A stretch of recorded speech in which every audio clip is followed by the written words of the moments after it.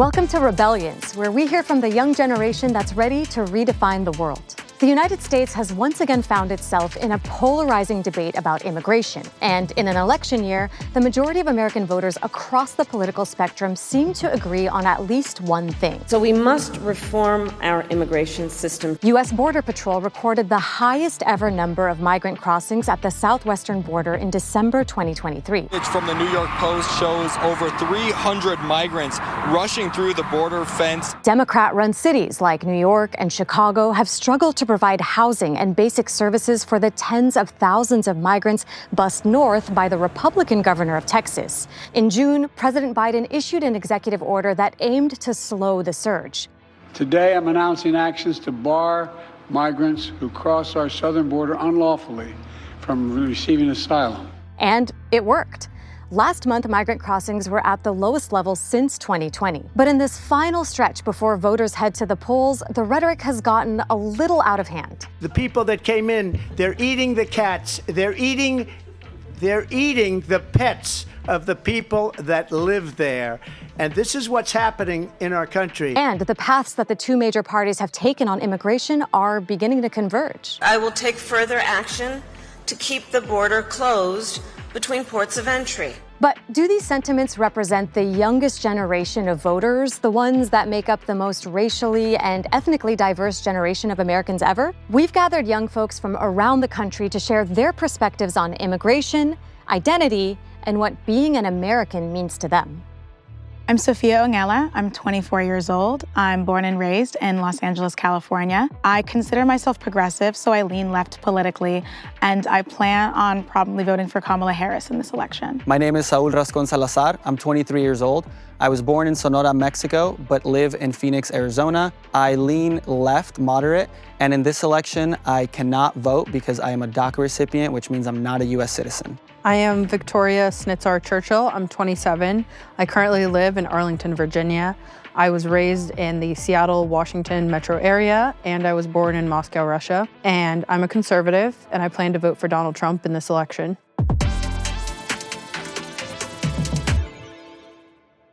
So immigration is typically a much more urgent issue to Republican voters than those on the left, but we have seen that shift this year. It's become the second most important concern to all voters. But once upon a time, the Republican Party's position on immigration looked starkly different. Let's watch this 1980 presidential debate where Ronald Reagan said the following. Rather than making them or talking about putting up a fence, why don't we work out some recognition of our mutual problems, make it possible for them to come here legally with a work permit, and then while they're working and earning here, they pay taxes here. And when they want to go back, they can go back, and they can cross and open the border both ways. That's not the type of civility or compassion we hear these days. When you listen to something like that, Saul, how does it land on you? It reminds me of the Republican talking point that immigration's overall good for the economy. It just makes me question and a little saddened as to how we got here with the anti-immigrant rhetoric. Yeah, when we think about how we got here, I'm thinking of Trump's 2015 launch of his presidential campaign when he famously came down the escalator and said, Mexico is sending over its rapists and its criminals. So it's been 9 years since then. 9 years is a big chunk of you guys' lives. What's it like to think about sort of the rampant xenophobia that exists today in this discourse and what we heard in 1980, 20 years or so before you guys were born? Oh, where to begin? I think it's kind of horrifying to see the ways in which it's both been normalized and then also has sort of created a ripple effect across numerous communities. Like, for example, with the recent comments on Haitian immigrants in particular and how that's created physical attacks against not only Haitian migrants, but also African migrants in different areas in the entire United States. I think that oftentimes whenever there is anything that is wrong in the nation, there are some that do choose to sort of like create a scapegoat of a particular community instead of like really hammering down on the individual issues. Victoria, what do you think? Well, I have a couple different perspectives on this. So pretty much my whole time that I have been involved in politics, it has been on the right in some way, shape, or form, because I think you can have hardline immigration policies that on one hand make sure that it is a very certain type of person that wants to actually be both a benefit to themselves, their families, and society that comes here, while also having very hard stances on the methods in which that happens. Over the past few months, conservative politicians and media outlets have escalated the narrative that undocumented immigrants are responsible for rampant crime. We have a new category of crime. It's called migrant crime, and it's going to be worse than any other form of crime. You look at New York City, what's going on where they attack police. They want to fight police officers. Our criminals don't even do that so much, okay? But that's not what the data actually supports. A Northwestern University study found that immigrants were 60% less likely to be incarcerated than native-born Americans. And that trend appeared to be true over a 150-year period. But we're still hearing about thousands of violent murderers and rapists invading the U.S., quote, poisoning the blood of our country, which is something Donald Trump has said. How much do words matter? And is the U.S. becoming more xenophobic? Saul, what do you think about that? Oh, man. These words are not just rhetoric on a screen for someone with my lived experience. It does trickle into a totally different experience when walking into the grocery store, when driving, when interacting with a police officer, even when meeting new people. As a 23-year-old, I'm still figuring myself out and still trying to just navigate my early 20s. Everything that's happened with the I'll call it the Trump Republican rhetoric, really trickles into, at times, severely poor mental health and just an overall negative experience. Sophia, do you think the U.S. is becoming more xenophobic? And how fearful does that make you about your own safety and the safety of your family? Yes, I think that it is becoming more xenophobic. I think at a rate that I think a lot of people probably didn't really expect to see in the past. And I think that if you were watching the debate where there was the claim about dogs and cats, I feel like some people looked at it and giggled. I mean, I definitely did as well because it's something that's just so outlandish. But at the same time, that does translate to real-world lived experiences and hate crimes that do end up, if not like stoking fear and division in different communities, outrightly killing and injuring actual people that didn't do anything in the first place. Victoria, how do you respond to the argument that rhetoric has real-life implications, including on people's safety? Well, I do think that rhetoric has real-life implications, but I think it is overall a positive because it has opened a lot of people's eyes to the exact issues. I also think that there are cases like Jocelyn Nunagari, for example, who was murdered by an illegal immigrant who was subject for deportation after committing a previous crime and was not deported from this country. But the data just shows that immigrants commit less crimes than U.S.-born citizens, and they're incarcerated at less of a rate. So we've seen this kind of convergence between the two parties when it comes to immigration, and we've seen the Democratic Party recently move more to the right. How do you guys feel about that? And is it a problem when we start talking about immigration through the lens of security and national security? I think the biggest issue with it is that even if it has become an issue where some 71% of people now consider this a top-line issue, we're still at a place where only 1 in 3 American citizens could pass the U.S. citizenship test. When it comes down to a number of misunderstandings about the way the immigration system operates in the first place. And I worry that as we get bogged down with things regarding rhetoric, people end up acquiring harmful viewpoints that do end up hurting people while not focusing on how we can actually proactively approach the issue in the first place. Saul, what do you think about that? I'd love to get into the stats of immigration, how it's overall a net positive, but I really want to bring it back to the whole human dignity part and the fact that rhetoric affects people negatively, whether you're a U.S. citizen, whether you're a far-right conservative who's xenophobic and you are, eating up everything that the far right is feeding you, that is harmful, even if you're not an immigrant. Perceiving and digesting all of that negative content. If you're an actual immigrant or a part of a mixed status family, obviously that is the most harmful because you're being told lies, and the U.S. at mass levels is being fed lies about the state of our country in terms of the whole invasion, the poisoning the blood of our country, et cetera. So I really want to bring it back to human dignity. Victoria, you look like you want to jump in. Yeah, so I actually want to counter your point a little bit. I do think statistics and numbers are very important because when it comes to policy making, talking to lawmakers, and actually wanting to create legislative solutions for a lot of these issues, those numbers and that hard data done by researchers from all across the political spectrum, that is how you get that point across. I actually want to talk about a number that immigrants who become citizens are actually more patriotic. They know more about the political system and are more active in political participation, which I think kind of goes to your point of, passing the U.S. citizenship test. I think that is something that everybody should be able to do because my family has had to do it.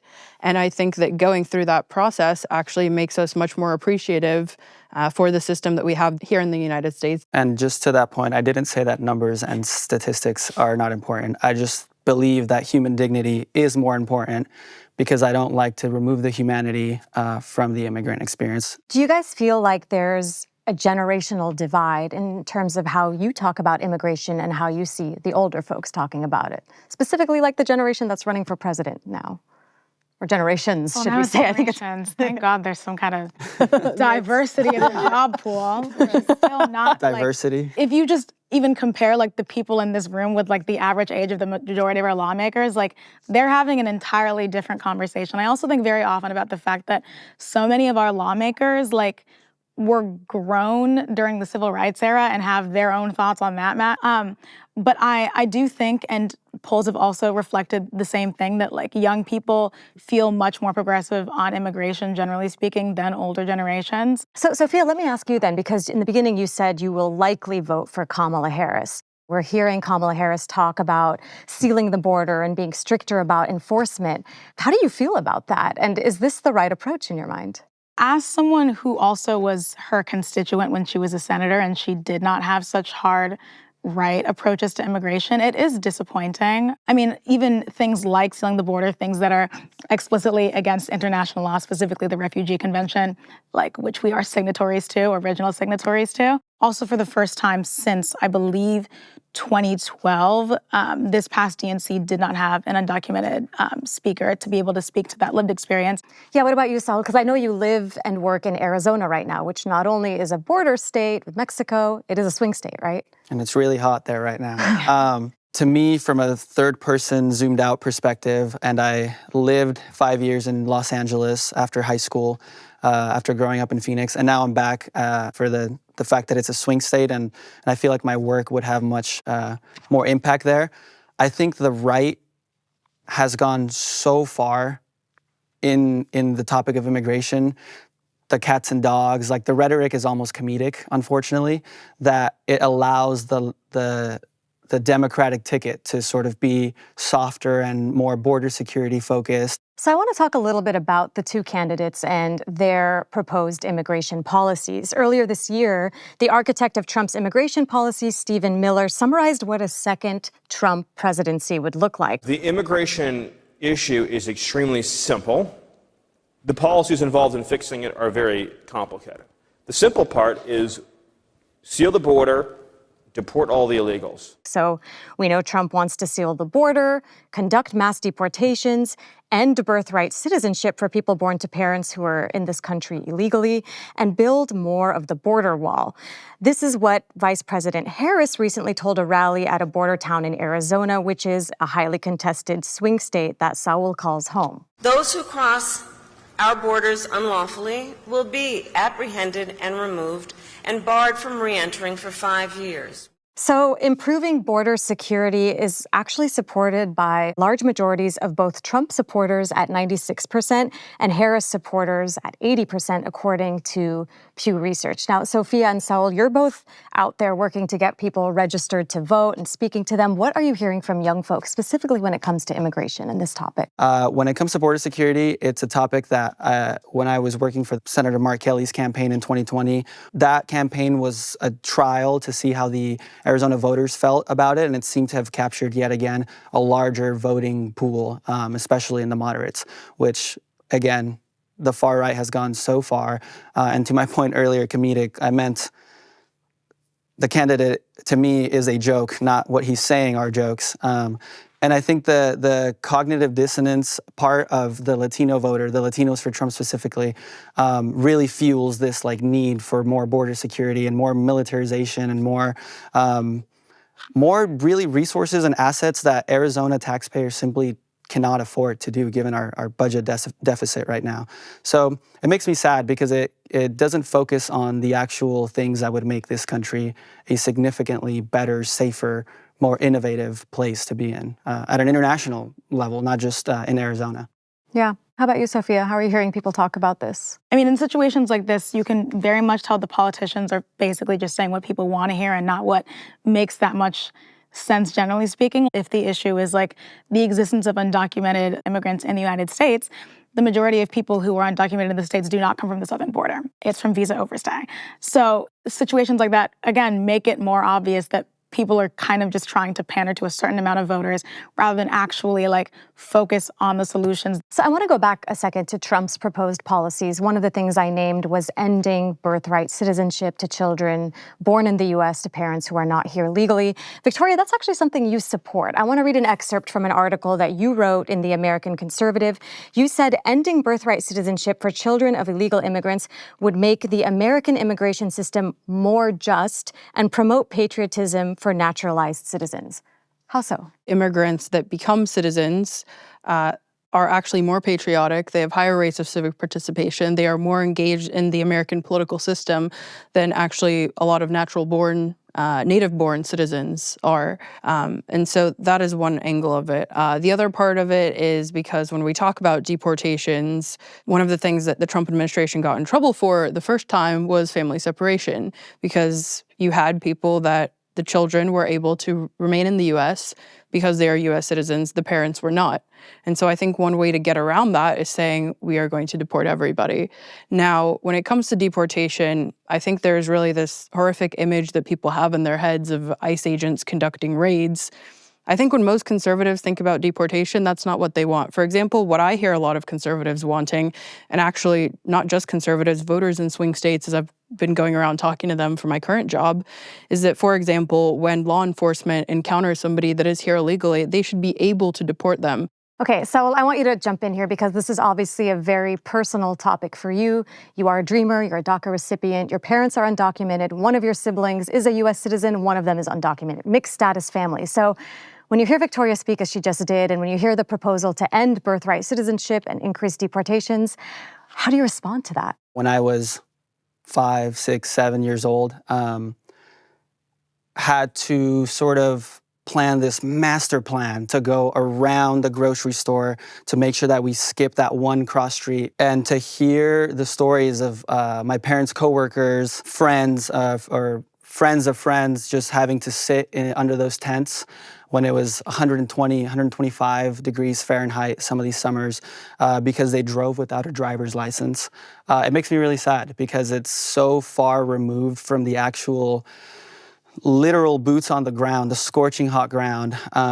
It almost, in a very weird sort of cognitive dissonance way, makes me want to go home and pull out police reports, random police reports from other right-wing, mostly white places in America, and just sit there and highlight the one egregious act that happened, and say that every single white person is like this because that one specific et cetera name did it a couple weeks ago.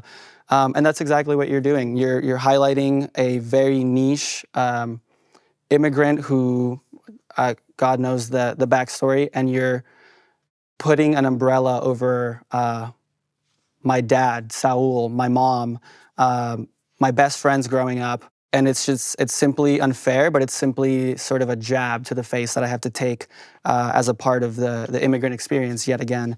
And I recognize that you're also an immigrant, but the birthright citizenship thing is simply disrespectful, and it's the definition of injustice when it comes to the immigrant experience in the U.S. Sophia, you want to jump in? Yeah, I think with birthright citizenship, you're talking about stateless children.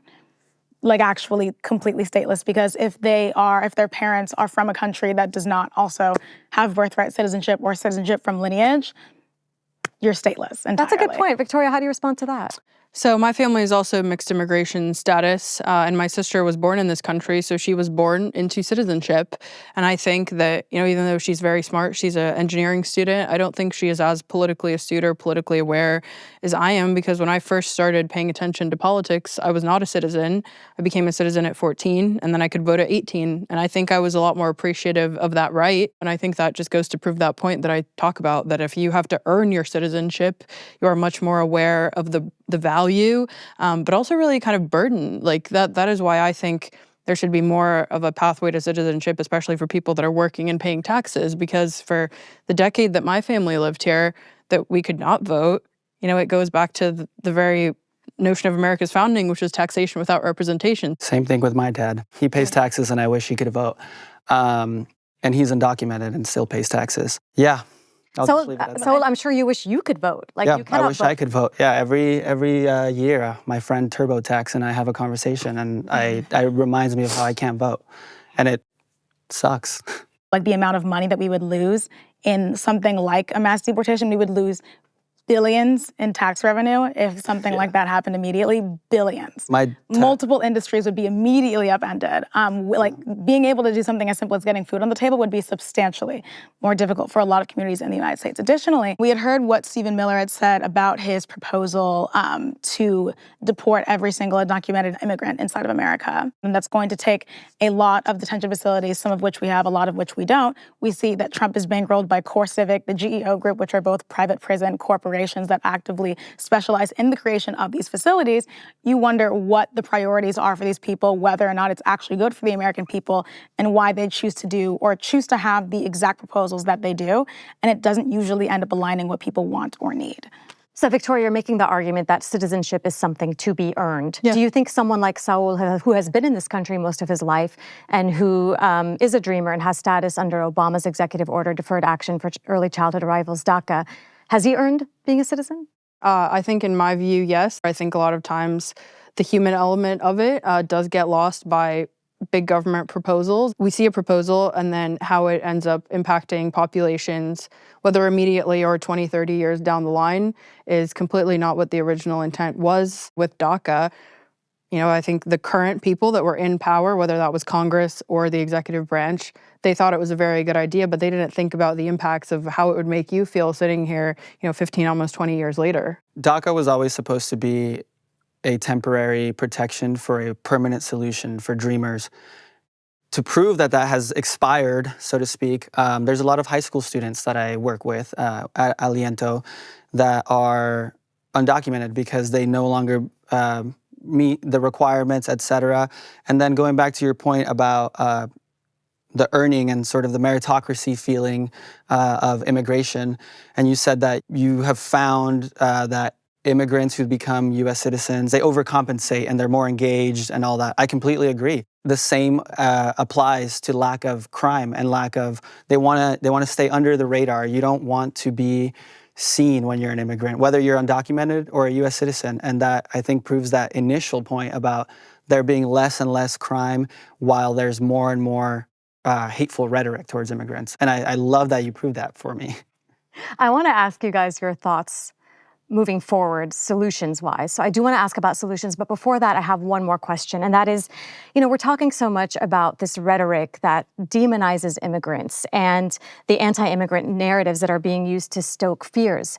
And to what extent do you guys think that this is being done intentionally to deflect attention from deeper systemic issues in this country, like the lack of affordable housing, like economic inequalities, and failing public services? Oh, I have an immediate thought on this. Give me your immediate thoughts. The biggest is the rhetoric that we have seen recently about people trying to create some kind of association between lack of FEMA funding and immigrants and the aftermath of Hurricane Helene. And people are ending up blaming immigrants for any kind of pitfall that's happening there and not looking at our lack of climate resiliency infrastructure, at the number of politicians that are bankrolled by big oil and big gas that have made it so that it's substantially more difficult for us to be able to actually rein in the amount of drilling that we're doing, rein in the emissions that we're having. There's so many situations that's very climate specific that it's being used to deflect from a larger issue. And we saw it in 2016 with the idea of Mexicans being murderers and rapists, seeing it right now with specifically Haitians and Venezuelans. We've seen it previously with things like the Chinese Exclusion Act, seen it previously, civil rights era. It's something that has happened year after year after year, or election year after election year in the United States, to be able to deflect from larger issues and larger institutional failures, but we're just not at that level yet. Yeah, Victoria, what do you think? Are we scapegoating immigrants at the expense of fixing these systemic issues that this country needs? Migrants being a drain on resources. This is actually a talking point that I hear. And actually, in my core, I actually agree that there is some truth to that. Just going from personal example, so I spoke Russian in the home growing up. So that means that when you go to school, you fill out a form that has a bunch of different information on your family. One of them is English primarily spoken in the home? That is just a question that is asked no matter where you are. Can confirm. Yeah. And so if you answer no to that question, like my family did, you get pulled out of class, you get asked to take an ESL test. Sometimes you have to do this multiple years in a row. And, you know, in my personal case, I went to daycare. So even though I came here at age 3, by the age of 5.5 when I started school, I spoke as good, if not better, English than a lot of my classmates. But that is just one question where, you know, that student was being pulled out of class. They're having to take a special test with a separate member of faculty. That is an extra resource that, for example, the education department didn't account for, because a lot of the times big government budgets are done, you know, 3, 4, 5 years in advance. And so an immediate influx does create a crisis, which again, I think some of that rhetoric we talked about earlier, that is just used as a magnifying lens. So did you want to share any sort of personal stories from your own family? We heard Victoria say a lot. We heard her specifically mention immigrants draining resources. I know you had mentioned earlier that you guys pay taxes, and and a lot of them too. That go to services that oftentimes we can't use. I'm just confused. Were you suggesting you shouldn't have been pulled out of that class? I didn't need that, and I also didn't need that resource, but that is just an example of, and I think government painting with a broad brush. I was just confused. I was like, because I loved that I got pulled out. Otherwise, I would have. Oh no, I hated it. I was embarrassed. You're talking specifically about English as a second language, English ESL as a second programs. language. Yeah, the ESL program, and I appreciated getting pulled out so that I could have that more attention. I was like embarrassed. I was like, why do these people think I don't speak English? I mean, is there a shame in not speaking English? And that's what I was going to say. There's stigma. The stigma. Yeah. But as a taxpayer, undocumented family, and DACA recipient myself, I mean, it's math, right? I pay taxes, therefore I should be able to use the resources. I remember phone banking last week in Arizona with Arizona voters, and we're a nonpartisan organization, and we don't focus on candidates, we focus on the issue of immigration. And I remember asking a voter if immigration was a top priority for them. And then they were rambling about how the car insurance is going up and like oil prices because of all these immigrants using oil and like gas, et cetera. And I was just like, fascinating. As someone who pays taxes, people seem to just use the scapegoat, whether you're Haitian, Venezuelan, Mexican, and then don't even get me started on those who get attacked that are U.S. citizens that just look different. But you get used to it. Yeah, unfortunately. Yeah, there's always the argument that like they're taking welfare and like Social Security and like Medicare and all of these things that they cannot qualify for in the first place, because even though you pay taxes towards it, any immigrant without citizenship can't access either. And as a DACA recipient, for the record, I have a green card. But if I were to do the numbers, which I haven't because it's not about that, I would probably be giving more than I take from the U.S. and from U.S. taxpayers. So I feel like there's a bit of a consensus here that the immigration system is somewhat broken. It needs fixing. So I want to ask you, how would you like to see immigration policies reformed? Sophia, let's start with you. Yeah, I think the biggest thing absolutely is pathway to citizenship, generally speaking. Things like having more immigration judges, having more people that generally work within the system that are able to process the backlog that we have. I think that it's important for more funds to be used to be able to have more staff dealing with these cases so that people aren't in these situations where they are in limbo for so many years, doing basically everything right, being stellar, like essentially stellar citizens without the benefits of being a citizen. Victoria, how much of that do you agree with, and what are your solutions? Yeah, so again, I think judges and caseworkers, I think on face value, that is something I agree with, but just making sure that it is representative of the kinds of people that we want to bring in here. I think is accurate. I think the number one thing that we have to do, which is a big reason why I was actually attracted to Trump's candidacy, his first one in 2016, because I will be a 3-time Trump voter come November, was the border wall, because I think that stops the bleeding. I think that locks the amount of people that are going through the system in, and then we deal with them. So I would like in the next Trump administration, I do want a wall, and I think, that's a talking point that is being adopted by a lot of Democrats, even Kamala Harris. She has an ad with parts of the Trump-built border wall, which she has been against her entire political career as Senator of California. You talked about her taking her positions further to the right. Like, that is a prime example of that. She has been against it her entire political career, and now she loves it so much that she's running nationwide ads on it. Yeah, Saul, what do you think of that? We're talking about proposed solutions here. Even Kamala Harris wants a border wall now. Is that the solution going forward? Absolutely not. Regardless of where you come from, I think we need to have a system that addresses and meets people where they're at. It's time for both parties to just sit down and stop having a party and actually just meet immigration where it's at, human decency.